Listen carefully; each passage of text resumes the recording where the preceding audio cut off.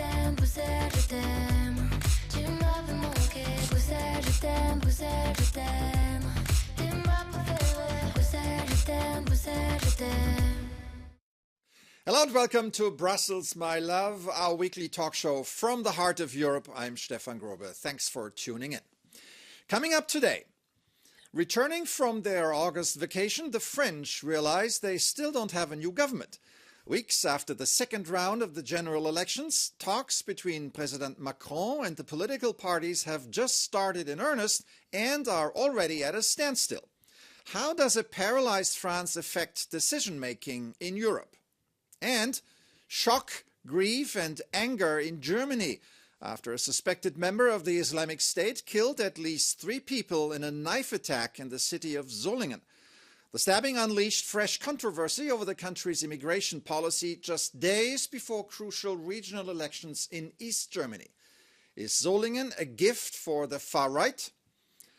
Let's discuss these questions with our guests today. Peter Hefele, Policy Director at the Wilfried Martens Center, Maria Tadeo, Brussels Space Correspondent covering the EU, and Jérôme Quéré, Managing Director at the think tank Confrontations Europe. Welcome to all of you. Before we hear your first impressions, let's take a look at the situation in France, where President Macron is struggling to relaunch talks for a new government. As the EU gears up for a new legislative term, France is risking to become the sick man of Europe. Weeks after snap legislative elections which ended in gridlock, the country's political class is still navigating in the dark. A solid majority coalition mired in petty finger-pointing. A new prime minister nowhere in sight. President Emmanuel Macron, once seen as Europe's visionary leader, is looking like a lame duck who nobody wants to follow. Declaring a truce for the time of the Paris Olympics, Macron has just recently had talks with the political parties to find a way out of the dead end and form a new government.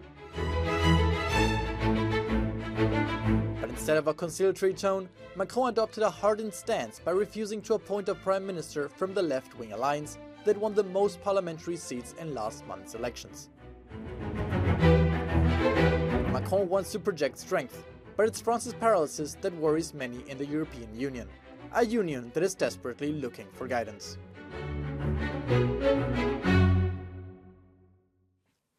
Yeah, there was one word in this comment that kind of stuck with me, and Jérôme, as our in-house French expert, the sick man of Europe. Is France risking becoming the sick man of Europe? Yeah, for us it's not quite usual to not have a government for more than 1 month. I know it's not that unusual in other countries, but for us it's really hardly situation. Even more because there is not good solution, because no one have a majority.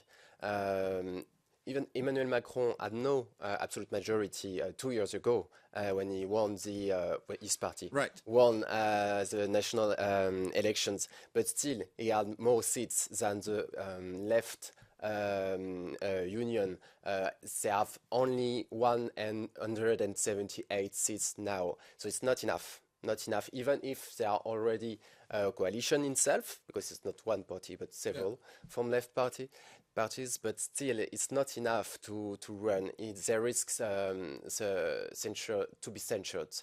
So even if Emmanuel Macron was agreed to nominate Lucie Castex, she would have risked the censures. Some think it would also try, but it would be risky. But no one can. Let's bring, because now we're getting into the nitty-gritty of it. I want to, in a short first round, Maria, stay on this sick man of Europe image. I thought the sick man was Germany up until it used to be 3 months ago. You know, that was the debate, and the German government hated it. I'm sure that if you call the French the sick man, they will hate it too. One of the things that you said, and it made me laugh, but I thought this is genius at the beginning. We're back to September. It's really rentrée officielle. We're now really back, and the French have not discovered a Right. government, it's almost like time has been So paused. nobody who spent the entire day or the entire time at the beach without anything coming back, exactly. nothing has changed. Right? Exactly. But on that point, I want to stress something. I think the fact that Macron has somehow managed to suspend time. Remember, this happened because of the European elections. We have to look back to June. Now we're back in September. And he's somehow managed to just pause it. I think in a way that's something that is beneficial to him because he's now regaining a form of control on the narrative and the choreography and the timing. And in politics, that is everything. So I think in some ways, in this chaos, this very unusual situation, he's trying to regain some momentum. Interesting. Peter, the sick man of Europe is also an image that we use from the outside.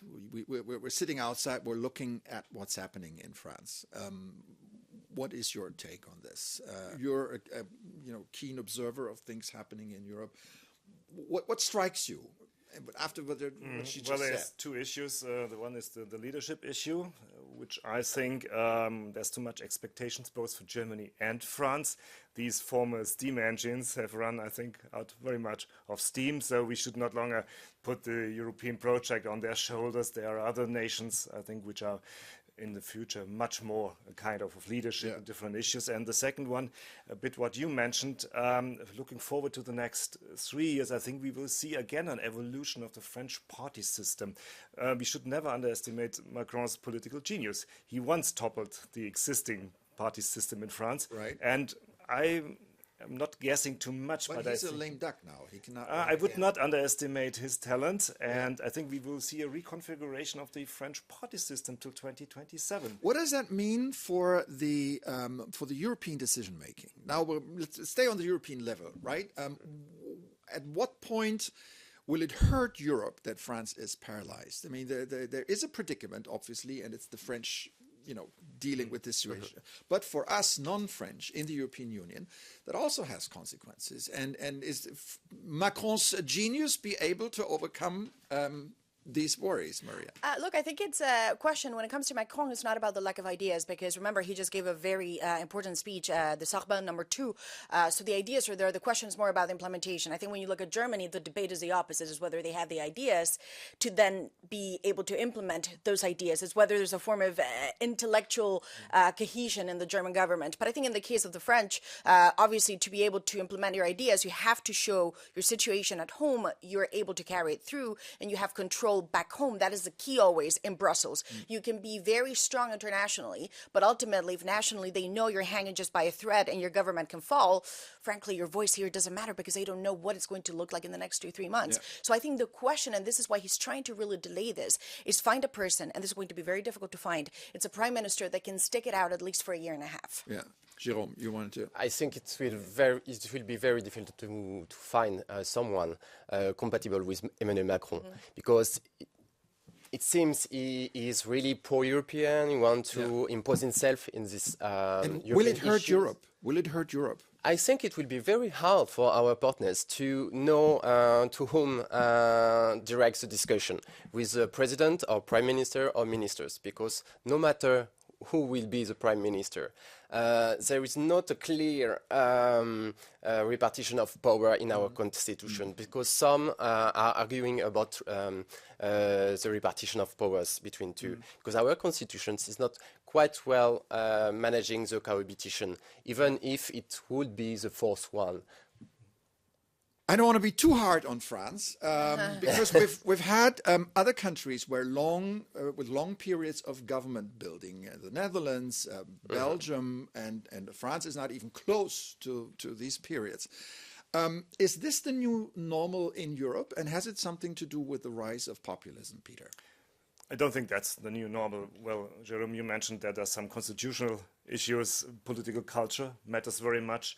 Otherwise, we see quite stable governments, I must say. I'm not so much. I'm not talking about instability, but has the rise of populism led to the more complications and more difficulties in forming many government? Countries as well? As it splintered the party system.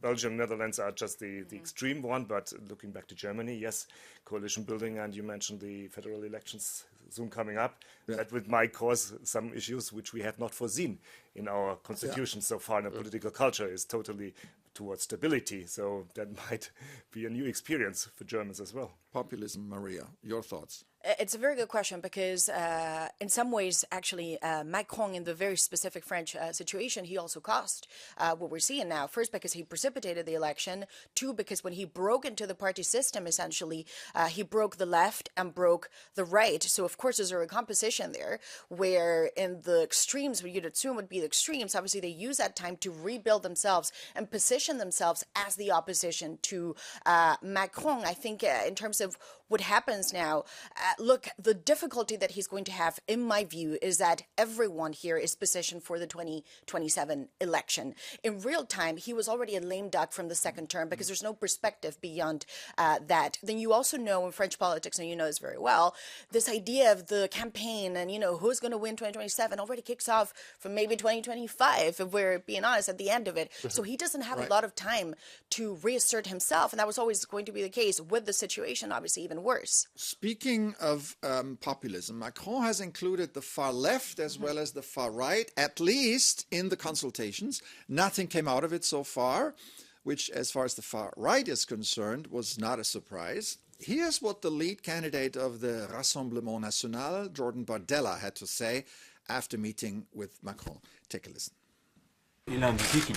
Macron announced that he was continuing his consultations and that the decision had not yet been made. We have set out our position, and it remains unchanged from the one we expressed during the parliamentary elections. The New Popular Front today, with its program, with the parties that make it up, and with the personalities that embody it, represents a threat to public order, to internal peace, and of course to the economic life of the country. We will not only ensure that our voters are heard and respected, but we also intend to protect the country from a government that would disintegrate French society. Yeah, a threat to public order, to economic life, the disintegration of French society. Is this the language of a party who wants to govern, Jérôme? I think he wants to govern, but he's not able to because no one wants a coalition with it. So they don't have enough seats for now to run themselves, and no one, even right wing, wants to govern with them. So they are in the opposition. This is a speech from the opposition, and they cannot run government for now. We will see in 2 years, but for now, it's not the case. What is going to be their role then in Parliament in the next?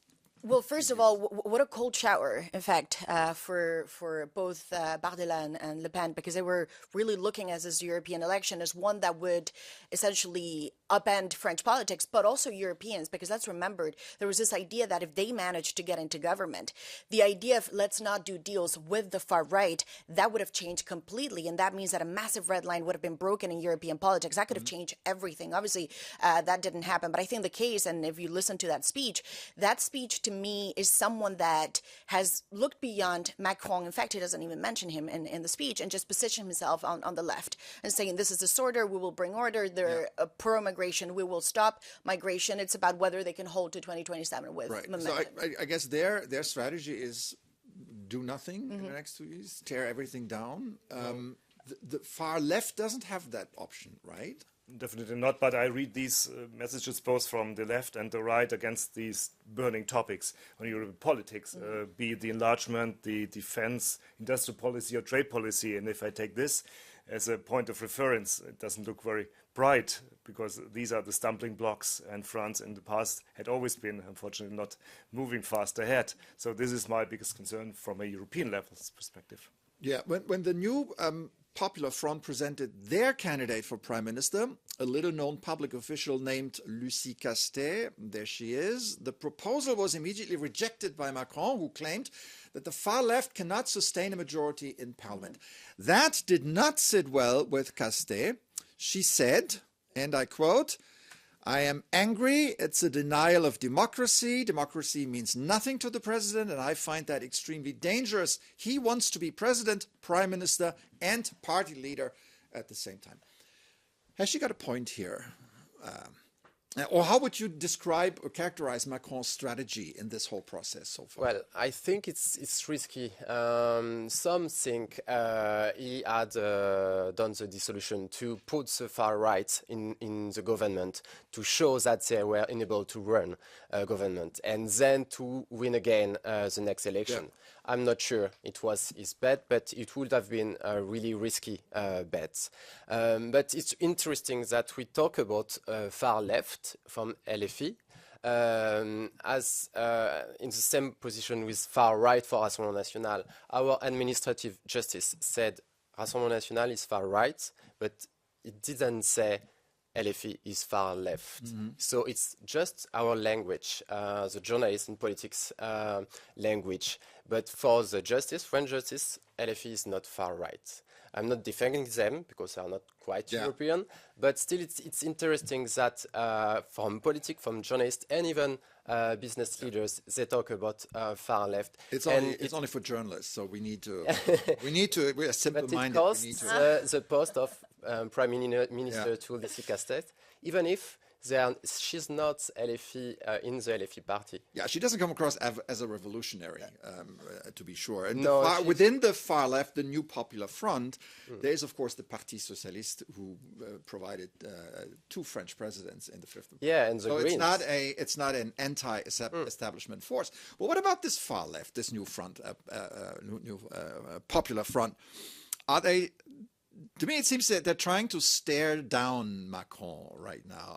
Are they winning or are they losing? Yes, and when they say he wants to be the president, the prime minister, and the party leader, well, every politician that's top of a government will say, I will do the job because I think I can do it better than everyone else. So, of course, does he suck the oxygen out of everyone? Yes, we know that. The prime minister in France, in particular, is one of the worst jobs. Nobody will thank you for it. The prime minister will have to deliver the difficult decisions, and the president will take the credit of everything else. So welcome to France. I mean, what she's saying is I think, obvious for everyone to see. I think one thing that it's very important, though, is that she is suggesting, and a part of the left is suggesting, that he is not being fully democratic, and it's actually dangerous that he's decided somehow to ignore the result. I don't think that's fully the case, though, because winning does not mean that you have a majority. And I think his thesis, and we go back to projecting authority, is that I have to find someone that I know can hold it together for a year and a half. And the numbers speak for themselves. It would be very difficult, and I would not be doing my job as a president. But again, this is the intricacies of the French system, where the president, to some extent, is involved in so many different areas. Right, and Peter, and we've been hearing this a lot since the election, that France has no experience with coalitions, that the French constitution doesn't really facilitate them, etc. Is that really true? Do we have a structural problem here, or are we dealing with some supersized egos that kind of make things which you never can exclude politics, but well, he has different roles, and that is a specific of the French political culture. What I would like to mention is I cannot exclude for the next year that we have a tendency to centrality. Again, we are talking about polarization, very much afraid of the extremists, but you have seen it in the European election. There is also the counterforce to unite forces and to stabilize, and I think that cannot be excluded and would be a great chance, including changes in political culture, which you should never exclude, that even in France we have changes, and we have this in many countries. Yeah. So in the final round here, let's speculate a bit, whatever. When will we finally see a new government in France? Hopefully soon. Is it a question of days, weeks, months? Macron said it's a question of days, but it's not the first time he's waiting to announce some candidates. For example, for each election, even European elections, he lasts a very long time to say, okay, it's Félérier. So we are used to that, but not for Prime Minister. But he said it's for a question of days, so he's in strip on Serbia, and then I think during this weekend he will come up with a name, but I think it will maybe someone from to form a technical government, as we had in Italy. Short one, like Christine Lagarde. No, that would be well. She has a ECB decision also coming up pending. I think also finding that profile, it would be a real contradiction to the election result, because ultimately this is why it's so difficult. The timing he would decide. We've seen that Emmanuel Macron sees time as a weapon to exert essentially authority. You will wait for me to decide what is right. That is his way of doing things. All right, we're going to take a break, and when we come back, Germany in shock. Can the far right benefit from a terror attack by a rejected asylum seeker? Stay with us.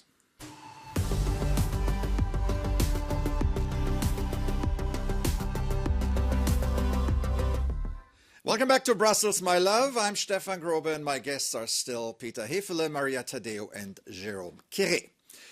The mass stabbing by a rejected Syrian asylum seeker that left at least 3 people dead in the city of Solingen last week has caused shock, consternation, and anger in Germany. Chancellor Olaf Scholz and his government is coming under increased pressure to be tougher on immigration, as the political far right has been milking the attack for their own purposes from the beginning. At the same time, the EU Commission is carefully defending the integrity of the Schengen area, the passport-free zone of 450 million citizens, arguably the most tangible achievement of European integration. The Schengen system has practically been under constant pressure since the migration crisis in 2015. Has the attacker in Solingen dealt a deadly blow to Schengen? Peter. Not yet, but it depends very much on how we react. I think it's in all our interest and intention to keep this up. So 8 countries, just for the record, including Germany, are currently conducting border Indeed, well, this was partially to the Olympics and other events. But it's really at danger, the system, also the Dublin system. We still get Europeanizing the border controls. That means strengthening the external control is absolutely crucial. Otherwise, we will see a defragmentation and going back to what we had never been when we follow the European idea. But as said, the event is, and as murderous, there's a lot of mock discussions in Germany, and I again and again see the same drama playing up and not really leading to further consequences. The biggest concern I have in this respect is not laws changing, but it's the general loss of trust in public security, in authority, that the state is able to protect its citizens. And, well, democracy is about public spaces. But this is exactly the point. If for any reason the Olympics, or next time it's a football tournament, next time it's a musical concert, in any reason a government uses to conduct border controls and replace Schengen, then Schengen is going to be moot at some point. And that is the danger. Not that Schengen collapses by order to Mufti or something, but that, you take here a bit and there a bit, and then people get used to that idea that Schengen is something you can use, but you don't have to use it necessarily, Jérôme. Yeah, and France, I think, is an expert on that since many years. But I think closing borders is not the alpha solution. It's not the only solution. When there is terrorist attack, there is other solutions. Cooperation between intelligence services is really important, because when we give more rights, freedom of circulation, we have to cooperate better regarding police services or intelligence services, and it will not prevent all risks, because there is no such thing as zero risks. But still, the much we cooperate, the best we can prevent those risks. Maria, before I come to you, I want to talk about the political backlash in Germany. The conservative and far-right opposition in Germany basically wants a stop of the admission of refugees from Syria and Afghanistan.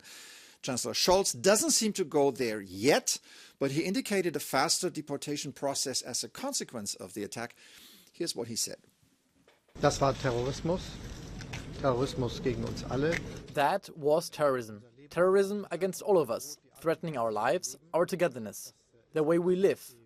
That is also what those who plan and carry out such attacks always intend. And that is something that we will never tolerate and that we will never accept. Wir werden alles dafür tun. We will have to do everything we can to ensure that those who cannot and are not allowed to stay in Germany are repatriated and deported, with the legal regulations that we have all just agreed on together. Gerade erst alle miteinander beschlossen haben. Yeah, it's a bit of a legalese here, right, Maria? But what he suggests is clear: a faster deportation process. The question is that too little, too late politically?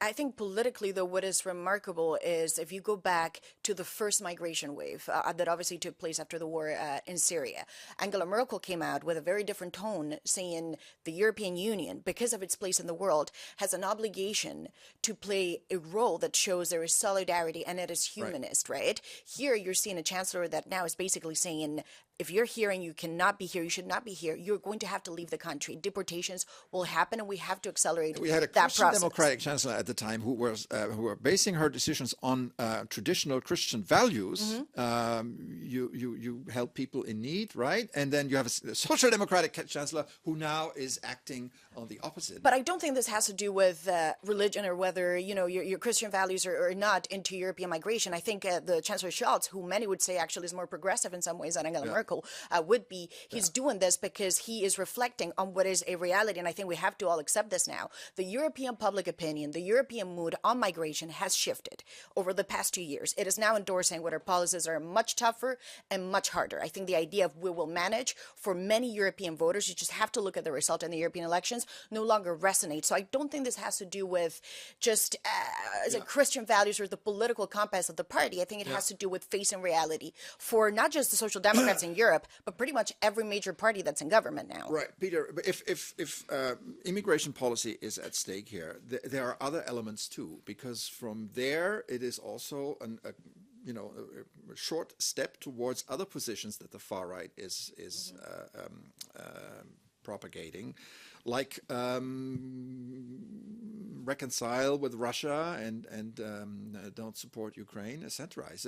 Are the current governments in Europe sort of steering at the far right and then adopting their positions?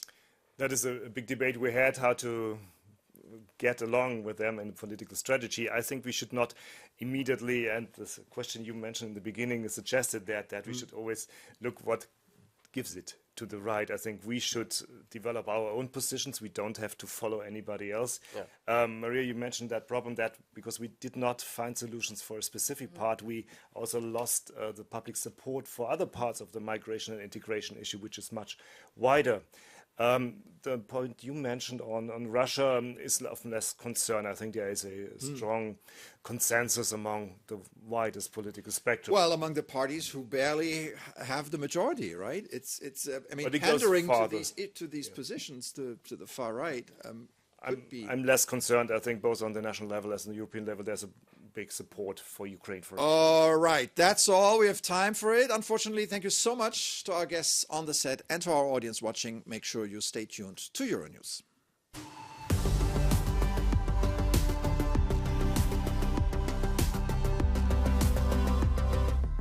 Welcome back to Brussels, my love. I'm Stefan Grobe, still joined by Peter Hefele, Maria Tadeo, and Jérôme Quéré. After the phenomenal success of the Paris Olympics, the Paralympic Games have started in the French capital this week. 4,400 athletes from 128 countries will participate, each of them with a physical or a cognitive disability. For many, it's more about compassion and understanding and less about the competition, simply because disabled people are so much farther behind in society. Can the Paralympics change that? Or is it just a feel-good moment that will leave the disabled with their problems alone again once the games are over? We wanted to know from the European Disability Forum how they feel about the Paralympics. Take a listen. The Paralympics is a great opportunity to bring progress. And for example, in the case of the France Paralympics, according to our members in France, this could have move the city to become more accessible, and for the moment only 9% of the metro stations in Paris are accessible. So there are many challenges in education, in access to goods and services, and even human rights violations. And we hope that the Paralympics, as any other big event in which we show the progress and humankind and what we can achieve as human, will bring progress, and this is the most important thing. Can the Paralympics have a galvanizing force to improve the life of disabled people? I hope so, and the opening ceremony was all about that, with speeches from Tony Stanguet or Daphne Burki, the French presenter, and also the testimony of paralysis. They said that improving our infrastructure for them, it's also a great benefit for all the society, because it's useful for Adler. Is it really happening? I'm asking this because we have the Paralympics since 1948, and every time there is an event like this, we're asking the same questions. Exactly. Or is it really more than a feel-good moment? Well, it is a great feel-good moment, and I think already that is something important because, of course, you're looking, especially when you look at the opening ceremony, but also the idea now that we look, and this was not a given back in the day, that the Olympics and the Paralympics would be seen and perceived as a huge package, as a whole package, as one unit, essentially. That already is a victory and a win to the athletes that are competing. I think in terms of the infrastructure, obviously a huge part of it has been built. The question is whether it can be maintained, but also as to whether cities that will come in the future will learn from previous hosts the lessons and the things that are effective and are not. So obviously it can never be good enough when, as your previous expert said, in some places it's only 10% that is... Yeah, 10% exactly. of metro stations are accessible. That's little, but we should not belittle indeed the progress made in recent years in Europe. I think that would not be fair. I think we have to have a balance between this visibility, exceptionality, and bringing it back to normal life, and that is our responsibility. I think the legal frameworks in many countries have perfectly evolved over the last years, but it's as a leader, as somebody responsible for your own social environment. It's built in the infrastructure, right? But very rarely you will get an event that will give you that kind of What should we learn from the Paralympics as society? I think it's an opportunity to talk about disability and how to have a more inclusive society. I think this is the moment for that, and I think it's a great moment to talk about that during this political situation in France. I think having these Paralympic Games is really a great opportunity for us to talk about what really matters. All right. Yeah. Last word, Maria. I think ultimately what you get out of this is a ceremony that basically shows the great effort and the great preparation that goes into it. I think it's also fantastic. And the French president was very clear about this too, that as the host country, they see this as a whole package. If you say you love the Olympics and you love the game, obviously that also means the Paralympics. And it also means that us as the audience, we should tune in the same ways, and we should give it the attention that we would give to an opening ceremony of the Olympic Games and all of this. So I think that this will change also mindset of people and the viewers, and also us becoming more educated on topics that I'm sure at times we think we know, but we don't. Wonderful closing words. That's it for this edition of Brussels, my love. Many thanks to our panel and to our viewers at home. To continue the conversation, you can get in touch with us on social media or write to brusselsmylove@euronews.com. I'm Stefan Grove. Have an excellent week and see you soon on Euronews.